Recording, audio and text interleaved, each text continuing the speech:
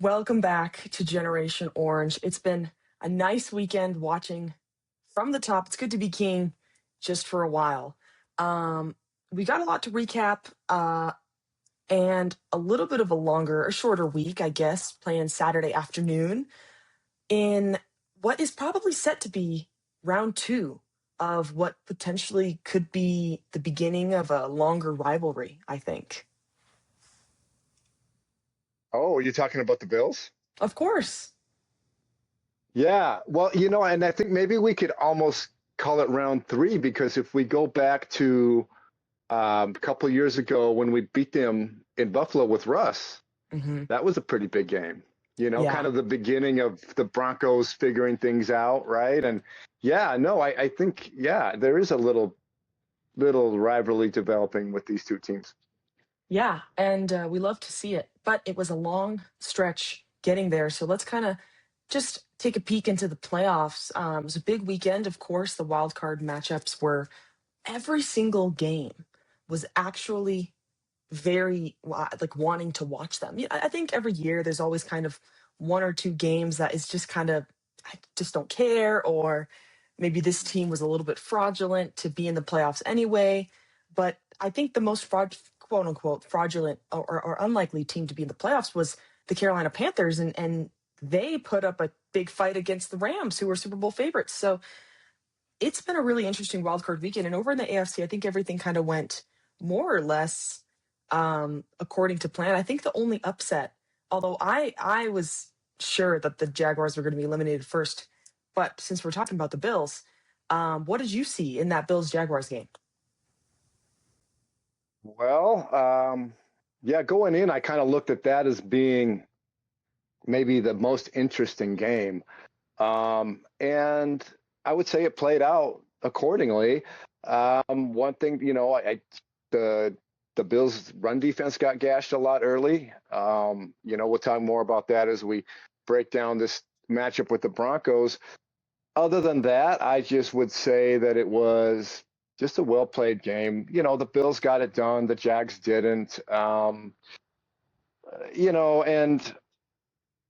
I'm going to kind of go on a little tangent here because did you see the presser, Liam Cohen's presser after the Broncos game a few weeks ago, or did you see that clip from there? Yeah, I did. I like a nobody team coming into Denver or Yeah, something like that. yes. And so to preference it, Sean had made a comment earlier that week, right? And look, I'm not going to defend Sean Payton. He's been known to take shots in the media. Okay, I get that. But in this case, it's pretty clear the context of what he was trying to say was he referenced the Jaguars as a small market team to describe, that they're probably not getting the recognition that they deserve because of that. Hmm. Okay, so he's just basically saying something nice, to the Jaguars. So Liam Cohen takes this and he runs with it, and I guess maybe he probably used it as locker room material to fire up his team. And their team, yeah, they did what they did, right? They kicked Denver's butt in Mile High, but then he needed to sound off about it, and he's like, yeah, the small market team got it done in Mile High. It's like, oh, really? Wow, that's okay. That's nice. But you Nice of you to couldn't get mention it that, done at home right? in the Like, first round of playoffs. I couldn't help but notice that, yeah, sure. You won this regular season game that nobody's going to remember, but this playoff game in your stadium, which, what's the name of that stadium? Do you know the name of the stadium? Yeah, yeah. I mean, and sometimes we misspeak. We don't know if you followed our show. We don't always know what we're talking about here, and we apologize, guys. We don't know the name of the Jaguar Stadium, but after all, they are a small market team. Cut us It some slack probably here, isn't okay? anything like Empower Field at Mile High. Yeah. So I just kind of think, wait, come on, buddy, know your place. I mean, and all due respect, they had a good season. Um, but if Tom Coughlin wants to tell me how he got it done in Mile High, I'll listen. Okay, you come do something in the playoffs. Come win a historic game that's going to be remembered if you want to talk about that. But on the flip side of that, did you happen to see the or hear the clip with the lady that in Liam Cohen's presser that was saying all the nice things? That was pretty Yeah. cool. I actually, from a media standpoint, I think that that's really interesting, because that could totally. I've never seen anything like that done in the press room before. It's never something like we are. I've always been advised to not congratulate or, discredit anything aside from what's reasonable, like congrats on the big win or whatever. But to go above and beyond and to say, and this lady also was very clearly, she's a Jacksonville reporter and has been covering the Jaguars for a long time. I know at the end of what she said, she was like Duval. So this lady is like, maybe closer to like the Benjamin Albrights, where it's okay for her to maybe outwardly root or discuss things, proactive for her team. But it was, I thought it was very nice. I thought it was Yeah, like maybe a little out I of thought it was place, and you could tell that he was refreshed and wanting to hear it as right. well. It was a touch of humanity, and it was a refreshing touch of positivity, which certainly we could use, right? In this world. And no, I liked it a lot. I was curious what you thought, and I figured that you're generally trained to be neutral and to be Mhm. objective and to be professional. But when the guy just loses in the playoffs, I think that's appropriate, and I welcome. I thought it was nice. I thought And it was I also think there's that, nothing wrong with it. yeah, I agree. And because, and maybe this is a little bit of a hot take, I might be getting ahead of myself, but I just don't see the Jacksonville organization. I don't want to say this is a one and done run or a one and done season, but it's their most successful No. season in a very long time. And the South, I think, will continue to be competitive. Not Tennessee, but I think the Texans are still going to be very serviceable. The Colts, with under new ownership, are clearly making their voice heard, and they're making the necessary change, or not, yeah, to be a genuine contender for the division. So I don't know if the Jaguars are going to be this team that's going to become, they're always going to have at least 11 wins. And my point is, I think that was meaningful because, in a way, there could be a sense of the magic is kind of over in Jacksonville. This was one heck of a Mm. season with a lot of statement wins.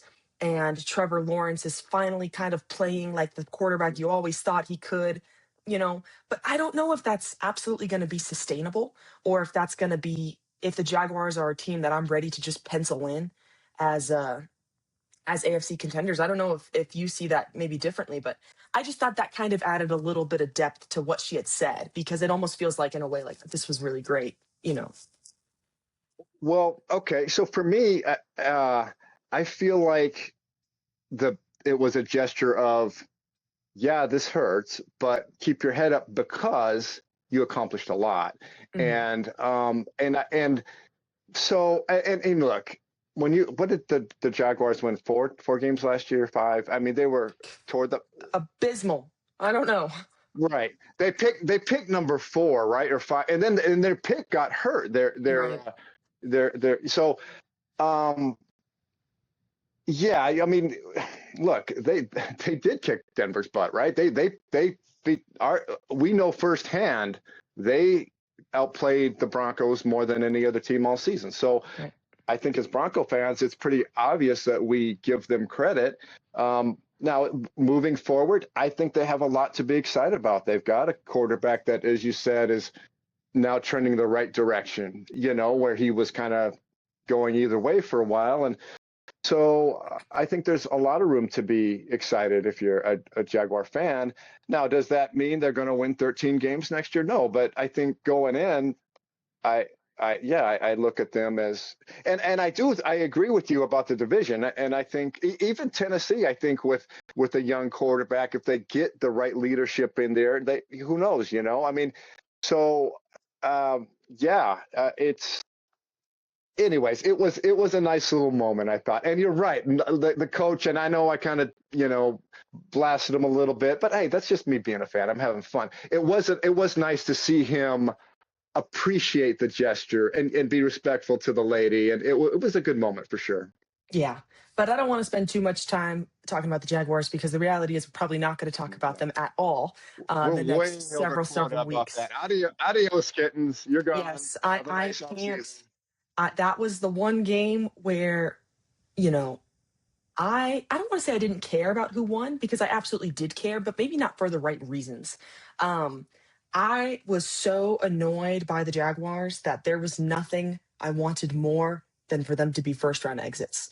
And if that means hosting Buffalo, chef's kiss. That was a matchup that I'm excited for anyway, which we'll get into. Don't get me wrong, but I just want to rattle off a few more stuff about this AFC, these matchups because Patriots Chargers was a little lacking in the action. I thought that that was going to be a little more higher scoring. I thought we might see a little bit more from Herbie, but alas, Patriots got the job done. But I do think we were correct in that the Chargers were indeed their toughest opponent to date. I don't know. The Patriots have been really aggressive. I think offensively, they're putting up a lot of points all year, and the Chargers gave them they gave them a good fight. I would say, despite the scoreboard. I feel like the Chargers finally, and well, it's been this. I mean, they've just been battling with the pass protection, with the offensive line injuries, of course. Credit to Herbert, and I know because I was watching him closely because he's had some playoff iffiness, if you will, in his career, but I didn't really see that he didn't show up for the game. I thought he did what he could, and it's just at the end of the day, they're just a limited football team right now. Yet, they're good. They have been focusing on that offensive line ever since Jim Harbaugh got there. So we should, those guys are going to get injured, I think. And then, let's go ahead and put a bow on the Chargers. But I think we just have to look at them as being legitimate contenders in our division moving forward. There was, and it's interesting that the Broncos, it's like business they didn't have to take care of this year, right? Because they swept us last year. And if you recall, I made a prediction around this time last year where I said, okay, I feel like the Broncos will sweep the Chiefs and win the division this year. I really believed that, which We they didn't did. really discuss But the Chargers. no, and I didn't have a prediction for that. I just couldn't.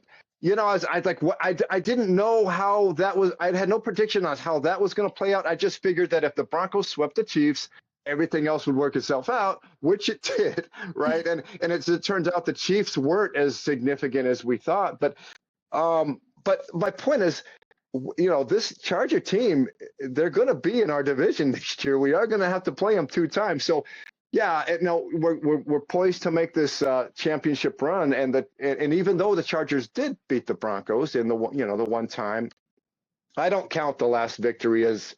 I look at that as when we beat we beat the Chiefs last year Right. in the final game. It's not relevant, Yeah, and But as far as I'm concerned, Bo yeah, Nix is still 0-3 against Justin Herbert. Um, because despite he the rest is. of he is. Yeah, like that. Right. No, It's you're right. Yeah, he did get the one win, but we're right, not but counting that's it. what I'm saying. I really think. I mean, we talked Yes. about the offensive line, which is just abysmal. So much of that Chargers team rests on the shoulders of Justin Herbert. I mean, there are so many great quarterbacks in this league, but I don't know if there's another quarterback that takes on as much offensive weight as Justin Herbert does with the Chargers team. And Point. he's been a little thorn in the Broncos side, and there was a very very there was a chance, pretty good chance, I'd say. I thought I was wrong that the Broncos would be hosting the Chargers this Saturday, and that this was going to be kind of the where everything this is where all roads lead, and Bo's finally going to have to make a statement win, obviously because it's the divisional playoff round, but also because he's yet to beat Justin Herbert. But alas, the Broncos are safe from that reality because the Patriots got the job done. Yesterday's game. I feel like the only people enjoying that game were Patriots fans. I can't say I'm shocked. I felt strongly that the Texans were going to beat the Steelers, but I did not Sure. think that Aaron Rodgers was going to throw 2 interceptions. I did not think that the Steelers, like I was, what is going to happen to the Steelers in the offseason? That's the big question mark for me. Where's Aaron Rodgers going to go? Is I think there actually is a chance To that the Mike Tomlin cave. gets the boot, or if he doesn't, he might want to take his talents elsewhere, regardless. So Yeah. who Uh, knows? yeah, no, I think Rogers is gone. He can go to the cave or whatever. And yeah, we'll see about Tomlin. I imagine that could really be any moment if it's going to happen. But maybe they keep him. We'll see. Um, but I think the biggest, I mean, the Texans defense played like they do. That was no surprise. Aaron got, harassed and mauled like we anticipated. I was surprised. CJ Stroud looked lost. He looked out of place. He didn't look like he was meant to be in that game or something. I don't know. It was weird.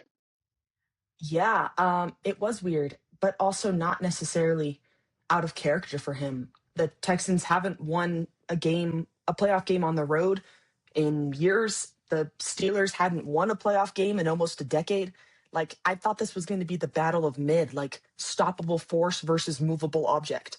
But it actually ended up being a little bit more exciting than I anticipated. But I also don't think it was anything out of character necessarily for either team, if that makes sense. Well, I mean, we thought that the Texans would advance, and they did. And with their defense, I don't want to write them off. Um, I was even getting shades of the 2015 Broncos in a sense, although even though the Broncos struggled offensively that year, they still had Manning who just had things under control, right? And this Stroud kid he looked like a kid, Right. and he just didn't. He has to be better than that. He has to not fumble. I mean, the one play toward the end of halftime, the guy absolutely has the whole side of the field to himself. It's an easy field goal if he just completes a. There were just some plays that I don't know. I haven't really seen a quarterback play like that. That a veteran quarterback. I mean, I know he's young, but this is third year in the league, and this is the playoffs. You need to show up. Yeah. I don't know. It was weird. I mean, they're going to have to show up against now the Patriots in New Yeah. England, and that'll be interesting. But before can we get to the bread and butter? I mean, we've spent 17 minutes talking about every single other team. Let's get to the bread and butter. The Broncos will host the Buffalo Bills in a wild card rematch from last year in the divisional round. Now, obviously on our home turf, and the Broncos are pissed off. I don't think that there could have been a better setup. We talk so much about what would our ideal playoff run look like or whatever, and this is one that I just think is so chef's kiss, poetic and perfect. Um, what are your expectations? Yeah. I love it. Okay. So first off, I love when the Broncos are dogs. I think that's perfect. And I feel like, this is the last time that's going to happen. After the Broncos take care of Buffalo, they're not going to be home dogs in the championship game, period. No matter what happens, no matter how everything plays out. Okay. But so one last time, the coaches can utilize that and the players can be pissed off about that, as they should be.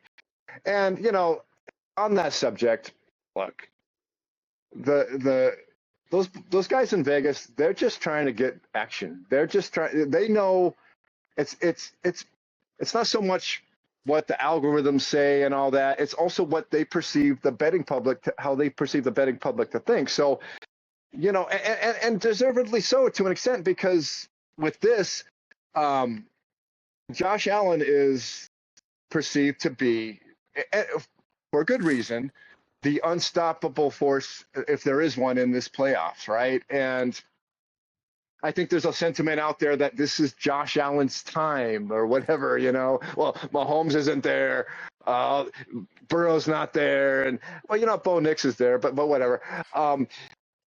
So I think there's this sentiment that it's his time. I just personally, I don't buy into this. Tell Dan Marino there's his time. Tell that to Warren Moon. Tell that to Phillip Rivers. There's no time. The rest of the league doesn't just get out of your way, okay? Right. If you're going to, all due respect, I mean, he's a hell of a player, and maybe they will win the Super Bowl, but not because it's his time. They need to get the job done. So, anyways, I'm carrying on, but I feel like the Bills were looked at as a team that was super dangerous, but somehow the Patriots win the division, so they kind of got over. But now, once they go to Jacksonville and win, they become legitimized again, I feel, to the betting public, if you will. And that line, keep in mind, it's only a point and a half. I saw one place had it as a point. It's basically an even line. Anything under 2 points is like, and it could move. Who knows? By Yeah, kickoff, the Broncos it's may be Tuesday. six, Yeah, it's Tuesday. I think Right. likely that'll change, um, like it did with the Buffalo Jaguars game, actually, because the Bills were at first favored by about 2.5 points, but then it switched by game time. The Jaguars were favored at home, which Right. I think that they should have been. Despite the outcome, I believe that the Jaguars should have been at least favored in that game. But that being said, yeah, and the Bills, they have some holes. Josh Allen is hurt. He's playing through at least 2 injuries, one on his foot, I think another on his hand or something like that. And then he also twisted his knee against the Jaguars, who were Yeah, very purposely physical and attacking Josh. sure. So that'll be something to keep your eye out for. They've got a wide receiver hurt. They've got some injuries in the secondary. And that's not to say that they're bare bones or anything like that. They're still the Buffalo Bills, and there is still history, of course, with this matchup. But that being said, I just don't see any excuse for the Broncos to lose this game. I think that we have been, I don't want to say hiding behind, but we've been excusing, in a way, the Broncos' kind of lackluster, middle of the margin, especially offensive play calling or offensive production in general, because of Sean's play calling. What have we always said? Oh, well, it's week 16, and as long as we can beat these 2 teams, it doesn't matter how ugly it is. We don't want to open up the playbook. And you got to keep Talib saying, you know what? Sean Payton is the number 1 seed in the AFC, and he hasn't shown anybody any film. That's great. But that only matters if we get the job done on Saturday. I anticipate, not only do I anticipate, I expect, and I think we have to see a revamped, recharged Broncos offense. That's my, like, I don't think that we're winning this game, honestly, with the offensive production that we've had the last 5 or 6 weeks. Well said. I agree. And it's interesting because I've definitely never seen this with the Broncos, and I don't know if it's happened with any other team that accomplished had a great record and got the 1 seed. Because there's at least 4 games that fall into that category where they clearly, revealed a vanilla game plan. The last 2 games, and it's just the way it played out with Mahomes getting hurt and with the Chargers situation. But the last 2 games, which were big games against divisional opponents that they needed to win, they were still gimme games. The 2 games with the Raiders that were late in the season, yeah, again, divisional opponents, but the Raiders were the Raiders, and they were gimme games. So we literally saw at least 4. And then if you really go back, you can start to wonder about the Jets. I mean, what even the Giants, which almost, came back to bite them. But maybe that was even happening in other games. But we know, even as just goofball fans, it was obvious they were doing it in those 4 games, right? So now we reach this point where we are here, and the playoffs are starting, and we haven't unloaded our clip like the other teams have. I don't think we've seen that ever, and it's a matter of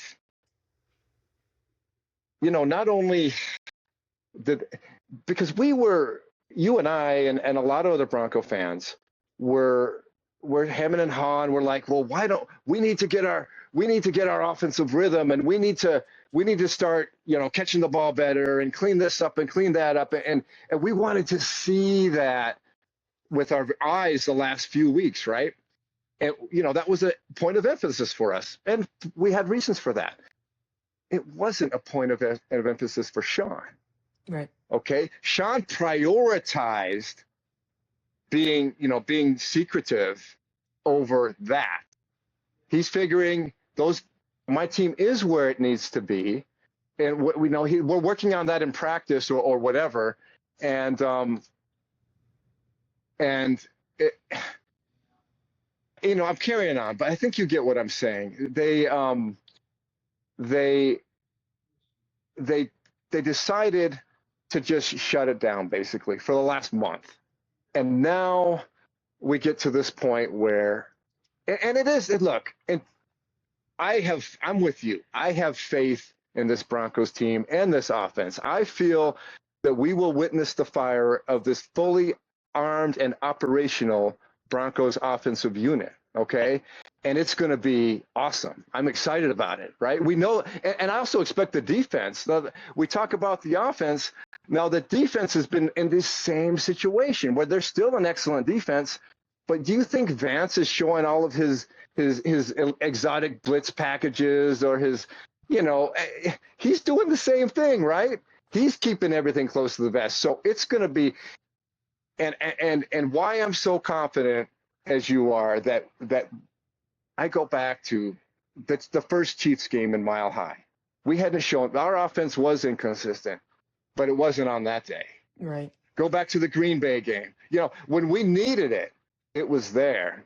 So, and I just have faith in our players. At the end of the day, I think you're the same way. Hey, we don't have to apologize. We drink we bleed orange, and it,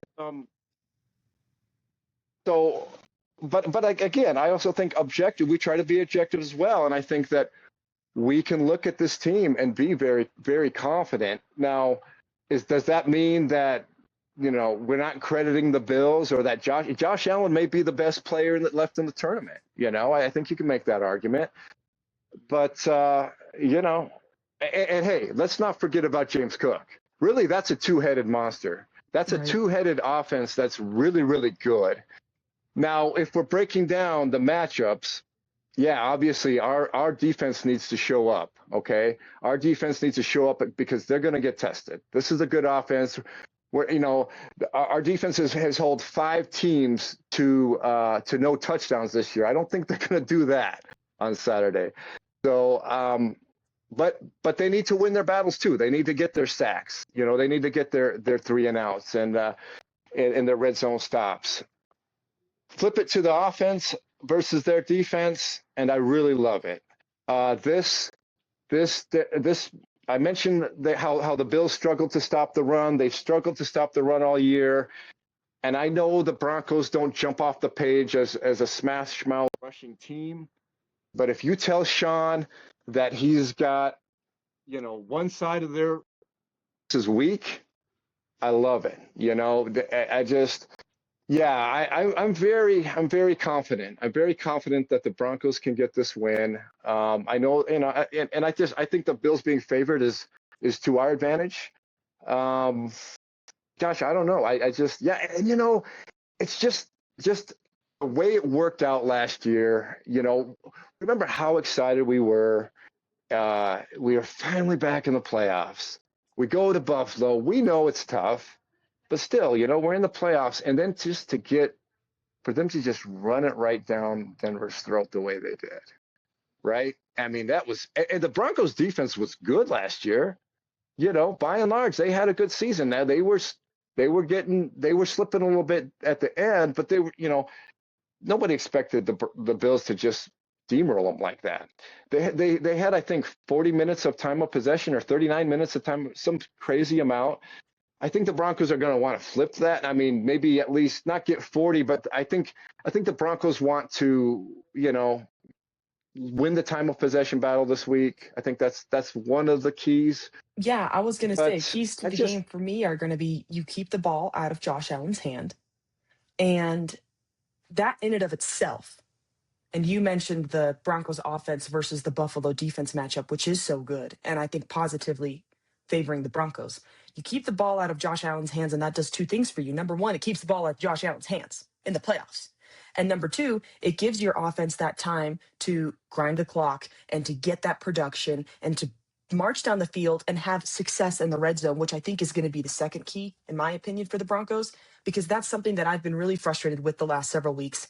And I'm sure a lot of that is attributed to play calling, right? Sean would literally rather settle for field goals in games that he knows that he could win by 3 or less points than show any kind of film when it comes to what they have to do on 3rd and goal, what they have to do just in the red zone generally. Is Bo when are they gonna QB sneak? And what I was thinking about, this first round bye is so great for a lot of reasons, and it's great for different teams for different reasons as well. I think if you're a young team who let me not get carried away with that. Anyways, the first round bye is really formidable for a lot of reasons. One of the which is, of course, just watching all the other games from above, and you're not risking injuries. And there were a lot of injuries this wild card round as well.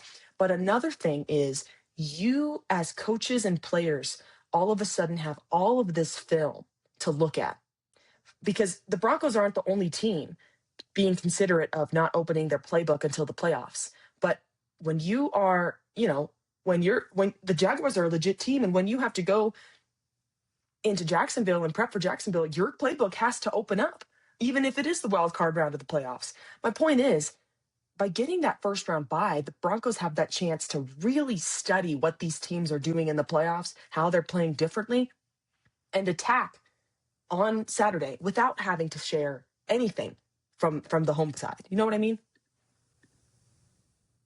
Yeah, no, it's a big deal.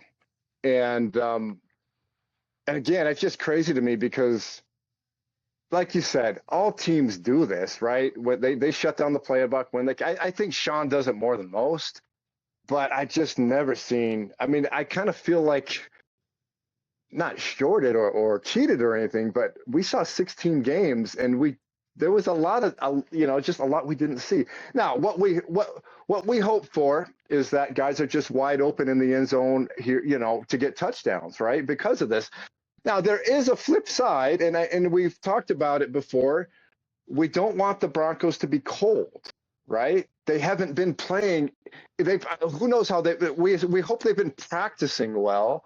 But even like in that last game against the Chargers, and I know it didn't matter, but they weren't even really smooth in their execution on a lot of those short plays and stuff anyway. So we need to see them jump back into that mode. And if it takes a drive or 2 or 3, I'm not going to be totally shocked. Okay, I hope it doesn't happen, but it could. But we could also, throw a bomb to Franklin for a touchdown on the first drive too. We did that last That would year. be great. Yeah. So, yeah, what I keep coming back to about this is they got embarrassed last year. The Broncos were figuring things out. They had an excellent season last year. They made the playoffs. Bo got his feet wet, did some good things in his rookie year. It was a great season. It was our most enjoyable season in so long. And there might have even been a part of me that was excited at a different level last year because we hadn't been to the playoffs in so long, And now this year, it's just there's excitement, of course, but there's also like, okay, we know this team is really good, and so it's just like we have to be opportunistic and win a championship with this team. It's going to be disappointing if we don't. And anyways, I'm carrying on, but what I keep coming back to is the interviews with the guys on the defensive line after that Buffalo game last year, and how emotional they will. Nick Benito was crying. Yeah, I mean, they took that to heart. Yes, they took it to heart. You could tell that they all individually felt that they had let the team down, It was just obvious. And that's where, now we get to this point, and now we're in Mile High, and we're better now. We're just a better team in all three phases. So it's time. It's time for those boys to get their moment of redemption, right? And yeah, like you said at the beginning, this is becoming a little rivalry, and I think Bronco fans can kind of I can remember, this is going back, but like late 90s, it was like the Broncos and the Bills had both recently been to a lot of Super Bowls and lost all of them, and most of them in blowouts. So there was this kind of connection, like I'd be bumping around wearing my Broncos hat when not a lot, here in Arizona, and you didn't see many Bills fans, but once in a while, if you did around then, you might make a little eye contact, and there was just kind of an acknowledgement. There's just a connection there, and so even if I won't be happy if the Bills beat the Broncos, of course, right? But if they do, and they do end up winning a championship, there will be a part of me that can appreciate it for that fan base. Having said that, we just Not need to this put them week. down. Yeah. Not this year. Not this week. Maybe in 10 or 15 they can get one, when Bo's done retired. But as it stands, Bills Mafia, well, I mean, this is how it's gonna have to be. I know everyone keeps saying that this is Josh Allen's year, and I don't know exactly where that comes from. I don't understand the philosophy behind that personally, but if that's true, I feel very badly, but he's going to have to wait. Like it's Bo time. And we're gonna see everything that we need to see come Saturday. So that being said, is there anything else we gotta discuss? No, I'm just excited. It's like, man, this is the big time. This is the final 8. You win or you die. There You can be win or only you one. die. That's Yeah. right. We'd like to hear from you, Broncos country. What are your expectations on Saturday? Do you think it's going to be a reverse of last year? Do you think this is going to be something that's neck and neck? What are your thoughts on the wild card round? Because I know you all must have watched it since the Broncos weren't playing. That being said, make sure you like this video, subscribe so you never miss another episode of Generation Orange. And of course, we'll be back Saturday evening to give you all the might need to cope or to celebrate. That is, I anticipate, going to be. But that being too much for teams again, we'll see you guys in just a few days. Hopefully, with the news that the Broncos will be advancing to the chip. Right. Your audio was kind of cutting out at some time.